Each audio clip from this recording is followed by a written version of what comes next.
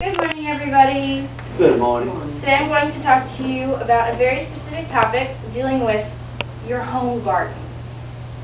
This past week, I have been doing rigorous yard work for a family friend, and one of the duties that I had during that time was transplanting plants from temporary pots into the ground.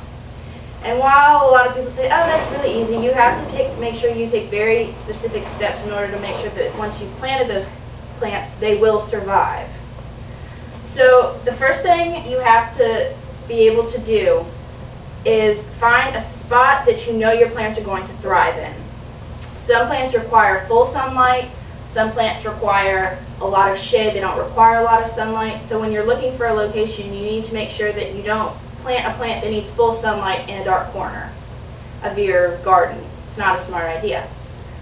Secondly, you need to make sure that you find a spot where they can receive either the most or little amount of water that they need. Again, some plants need a lot of water, while some plants need hardly any water at all. You just need to water them like once a week, while others you need to water like every day.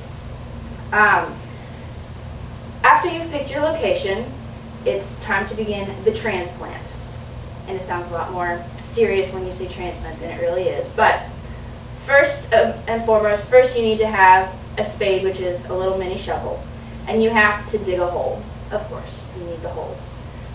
When you dig the hole, you should make sure that the diameter of the hole is about 1 inch wider all the way around than the actual plant. What you can do is dig the hole, take the plant that's in its temporary plastic pot, put it in the ground, and make sure that it measures that way. That way you have enough space to put the plant in.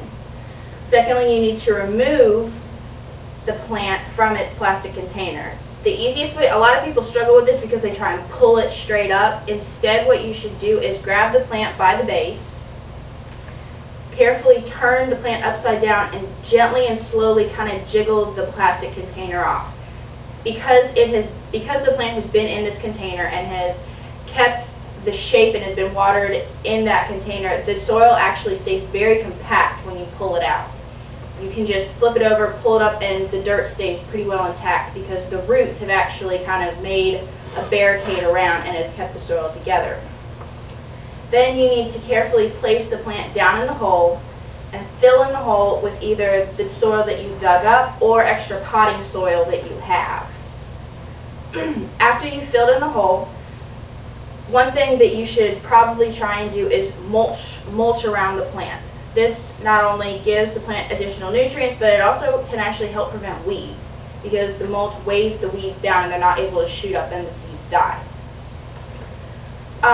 The last thing that you should make sure you always do when you're doing transplants is after you've transplanted a plant, you need to water it immediately. It needs to be watered well, and it needs to be watered immediately after you've planted it.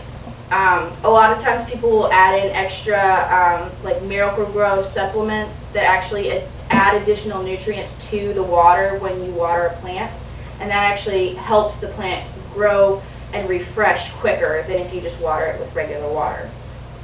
By understanding the individual flowers, you'll be able to pick the location and you'll be able to easily transplant these flowers and make sure that they thrive in the environment that you've put them in. And you should always make sure that you follow the watering instructions. Make sure either if they need to be watered every day, you need to make sure that you water them every day. Because with transplants, sometimes they go through shock, and if you don't take care of them the way they need to be taken care of, then they will die very easily. Do I have any questions? No? Okay, thank you.